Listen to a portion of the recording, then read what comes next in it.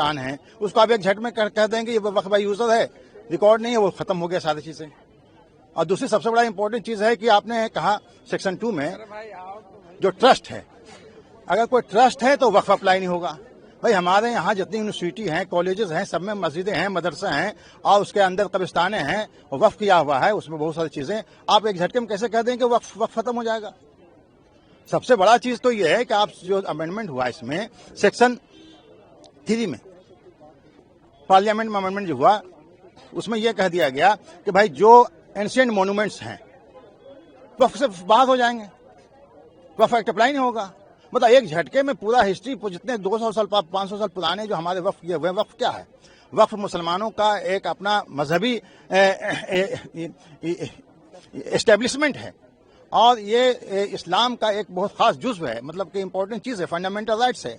Article 25, 26 आप जब fundamental rights जब संविधान में दिया गया है, इस चीज में आपको वक्फ का भी अधिकार है चैरिटी पर्पज से। इसमें लिखा हुआ है कि अगर कोई ऐसा अधिकार या कोई ऐसा रिलीजियस पर्पस जिससे पब्लिक ऑर्डर या हेल्थ या सिक्योरिटी को अगर खतरा है, तब सरकार कोई उस पर रिस्ट्रिक्शन के लिए कानून बना सकती है। ऐसा तो यहाँ कुछ है नहीं। तो इन सारी बातों का बहुत डिटेल डिस्कशन हुआ और कोर्ट भी इस मिजाज में था इसको अभी स्टे करने के लिए, लेकिन अभी दूसरे पार्टी का जो गवर्नमेंट है उनका रिक्वेस्ट है कि हमें और कुछ बहस करने का मौका दिया जाए, इसलिए मैटर कल के लिए अभी अर्जेंट कर दिया गया है। सुप्रीम कोर्ट ने इंटेंट दिखाया है that the concept of waqf user has been identified and they have given certain positive points to the other side and the other side has said कि वो अगले दिन तक डिसाइड करके बताएंगे whether certain interim stay can be given और not. जो इनके मेन चीज थी 8-10 में से जो 2 मेन अटैक थे इनके, वो थे ये वक्फ बाय यूजर को खत्म करना चाहते थे, कर लिया इन्होंने अमेंडमेंट के जरिए, और 2 नॉन मुस्लिम को वक्फ काउंसिल के अंदर ये लेके आना चाहते थे। ऑनरेबल सुप्रीम कोर्ट में आज तकरीबन 3 घंटे की हियरिंग के बाद में ऑनरेबल सुप्रीम कोर्ट साफ वाजे किया है कि हम ये ऑर्डर पास करेंगे या हम ऑर्डर पास करना चाह रहे हैं, ये जिसपे स्टेट काउंसिल ने यानी गवर्नमेंट काउंसिल ने कहा जी कल तक के लिए मुलतवी कर दीजिए। तो वो जो वहां पर बताया गया था वो ये बताया गया था ऑनरेबल सुप्रीम कोर्ट की तरफ से कि हम वक्फ बाय यूजर को रिटेन करेंगे इंटरिम, जब तक इसकी पूरी सुनवाई ना हो जाए, यानी इंटरिम ऑर्डर इस तरह का करने जा रहे हैं। दूसरी चीज क्या थी इसमें कि जो नॉन मुस्लिम को आपने इंक्लूड किया उसको भी हम स्टे करेंगे। अभी ये इंटरिम ऑर्डर के ऊपर बात चल रही है, फुल्ली इनको एग्जामिन किया जाएगा सारी चीजों को। अब ऑनरेबल सुप्रीम कोर्ट इसको खुद एग्जामिन करेगी या किसी दूसरे हाई कोर्ट को रेलीगेट करेगी, ये ऑनरेबल सुप्रीम कोर्ट ने कल डिसाइड करके बताना है। लेकिन ये जो 2 चीजें हैं, 2 प्रावधान जो मेन है, ये जो भी कुछ होगा सुनवाई के लिए रखा जाएगा या दूसरी कोर्ट में जाएगा।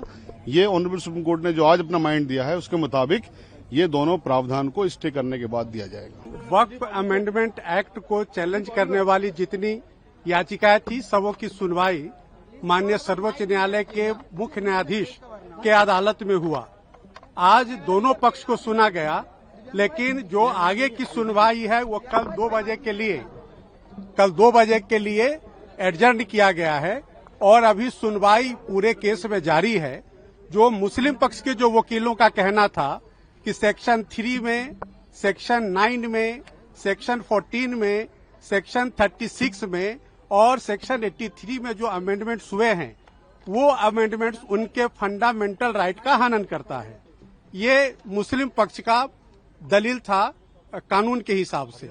दूसरा उनका कहना है कि जो उनका फंडामेंटल राइट है आर्टिकल 25, 26 में, यह जो संशोधित कानून है ये उसका हनन करता है। लेकिन भारत सरकार के तरफ से सॉलिसिटर जनरल और जो हम लोग जो समर्थक इस संशोधन के हैं, हम लोग के तरफ से जो सीनियर एडवोकेट्स और हम लोगों ने भी अपनी बात रखी कि जो अमेंडमेंट है वो बिल्कुल संविधान सम्मत है और उसमें के अमेंडमेंट को जब आप देखेंगे, चाहे वो सेक्शन 3 का अमेंडमेंट हो, सेक्शन 9 का अमेंडमेंट हो, सेक्शन 14 का अमेंडमेंट हो, सेक्शन 36 का अमेंडमेंट हो, 83 में, तो कोई भी फंडामेंटल राइट का हनन नहीं हो रहा है। माननीय बेंच भी अपने ऑब्जर्वेशन में कहा कि हाँ, जो बहुत सारे अमेंडमेंट्स हैं वह ऐसा प्रतीत होता है कि संविधान के अनुसार है, लेकिन उनका जो यूजर का जो डेफिनेशन है उस पर कोर्ट कुछ क्लैरिफिकेशन चाह रही थी। साथ ही साथ कोर्ट का कहना था कि जो काउंसिल के कॉन्स्टिट्यूशन में जो मेंबर्स हैं उसमें हिंदू मेंबर्स को लेकर के कोर्ट क्लैरिफिकेशन चाह रही है।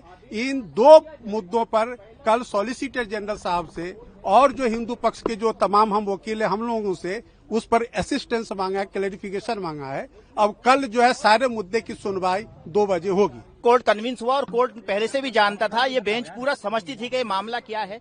बेंच ने 4 पॉइंट को है रेज किया उसमें। बेंच ने पहले कहा कि नोटिस तो हम इस पे इशू करेंगे, जो सॉलिसिटर जनरल है उसको कहा कि हम आपको नोटिस इशू करते हैं, ठीक है, नोटिस इशू करेंगे हम, लेकिन हम इसके ऊपर ये कोई पार्लियामेंट एक्ट बनाती है तो उसके ऊपर स्टे नहीं लगाते हैं। लेकिन ये एक्सेप्शनल केस है, ये केस एक एक्सेप्शनल केस है जिसके लिए हम इस पे इंटरिम स्टे देंगे, हम इस पे इंटरिम रिलीफ देंगे। इंटरिम रिलीफ जो है कोर्ट ने ये कहा कि हम अभी डिक्टेट करा रहे हैं इंटरिम ऑर्डर, उसमें उन्होंने हमें क्या क्या रिलीफ दिया। पहला रिलीफ दिया कि एक्स ऑफिशियो को छोड़ करके बाकी जो भी मेंबर होंगे वो सब मुस्लिम होंगे, ये हम लगाते हैं। दूसरी चीज, जो कलेक्टर अगर जा करके सर्वे करता है तो वो कलेक्टर जाके सर्वे करने से पहले कोई उसका नेचर नहीं चेंज कर सकता और करने से पहले हमारे यहाँ एप्लीकेशन लगाएगा इस कोर्ट में आके।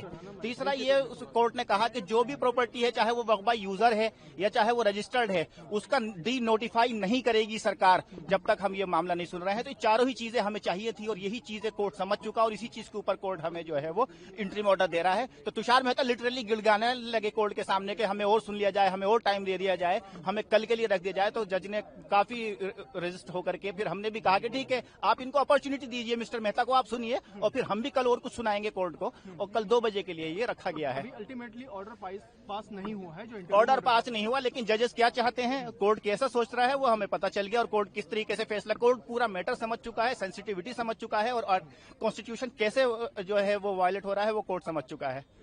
अच्छा, नोटिस इशू किया गया है, कुछ इस तरीके की बात सामने आई है या कुछ एफिडेविट वगैरह फाइल करने को कहा गया है? नहीं, अभी क्या है, कल डिसाइड कोर्ट ने कहा कि अब मिस्टर मेहता हम आप नोटिस इशू करेंगे और आप जो है जवाब दे दीजिएगा। तो मेहता ने खुद कहा कि सर आप मुझे इशू कर दीजिए, हम 15 दिन में इसको सुन के 15 दिन के अंदर हम एफिडेविट ले आएंगे, डे टू डे आप इसको सुन लीजिए, आप स्टे मत लगाइए।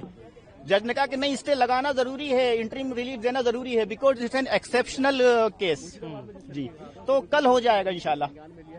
बाकी पिटीशन जो है मुजीबुर रहमान साहब, उसको कब सुनने की बात कही है कोर्ट ने? वो तो इसके साथ कनेक्ट हो जाएंगी। जज साहब ने ये कहा है कि जिसकी पिटीशन आज 11 बजे तक आ गई थी उसको आज सुना गया है। कुछ लोगों ने मेंशन की अपनी पिटीशन, उनको जज साहब ने नहीं सुना है, कोर्ट ने नहीं सुना उसको। वो नेक्स्ट जो है जब वो लिस्टिंग होगी, स्क्रूटनी पार करके जब आएगी तब उसको देखा जाएगा। मैं सबसे पहले धन्यवाद करता हूं अपनी माननीय सर्वोच्च न्यायालय को, जहां का मैं 27 वर्षों से लाइफ टाइम मेंबर हूं।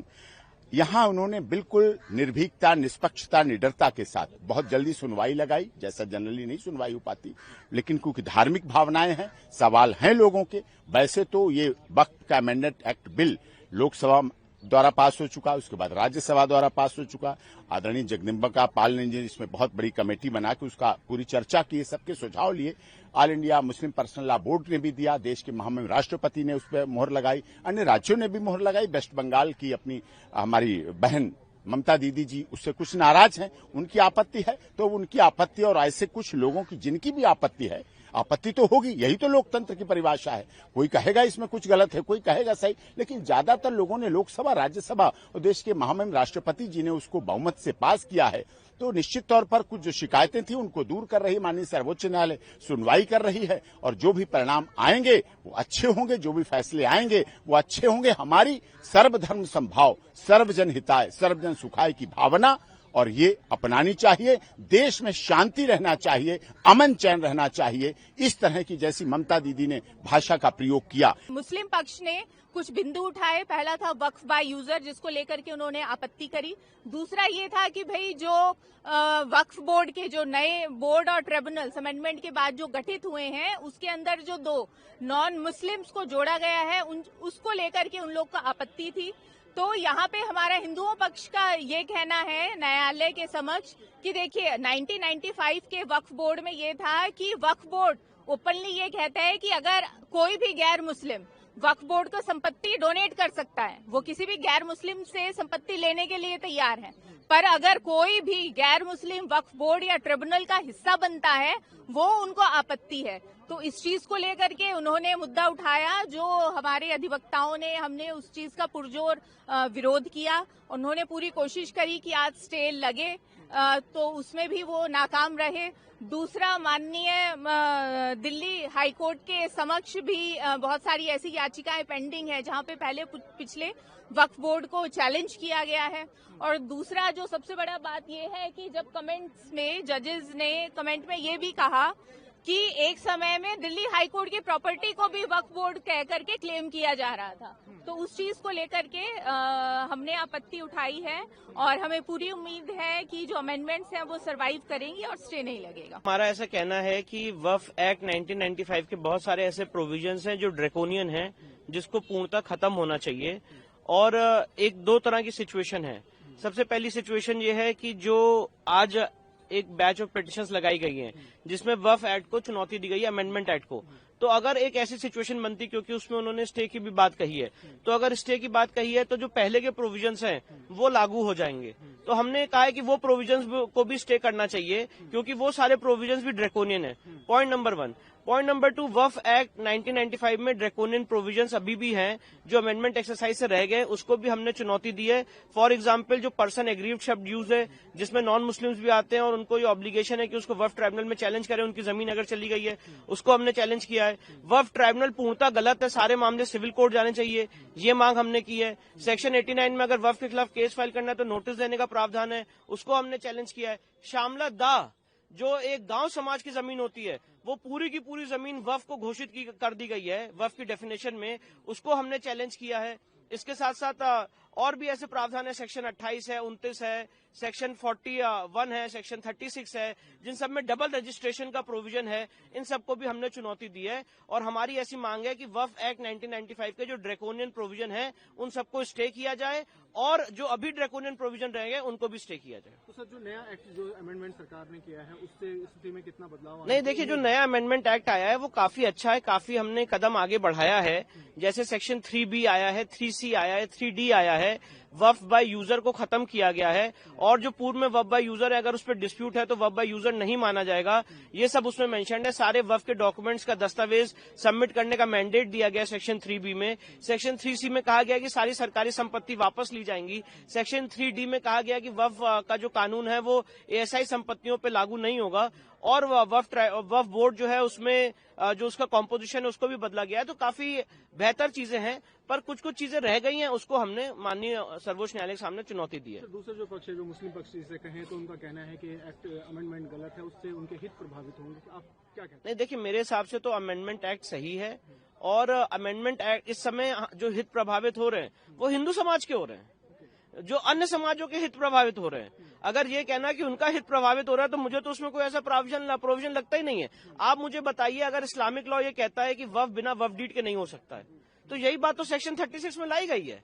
अगर वक्फ बाय यूजर का कंसेप्ट कोई भी किसी भी इस्लामिक लॉ में नहीं है, ना किसी माननीय कुरान में है, ना हदीस में है, तो फिर इसमें क्या दिक्कत है? यही बात तो इस प्रोविजन में लाई गई है। तो यहाँ पे पॉइंट इन इशू ये, डिबेट ये है कि अभी भी ऐसे ड्रैकोनियन प्रोविजन है जो हमें इम्पैक्ट कर रहे हैं, हमारे राइट्स को इम्पैक्ट कर रहे हैं, इसलिए हमने उसको चुनौती दी है। सर, बंगाल सरकार ने इसका मुखर विरोध किया है, कहा है कि हम लागू नहीं होने देंगे, क्या देखिए, मुझे ऐसा लगता है कि इस तरह के जो बयान है ये असंवैधानिक है। ये सेंट्रल एक्ट है, केंद्रीय कानून है और हर सरकार का ये दायित्व है स्टेट गवर्नमेंट का कि वो सेंट्रल एक्ट को इम्प्लीमेंट करे, लागू करे। प्रभातखबर.com, विश्वास वही, रफ्तार नहीं।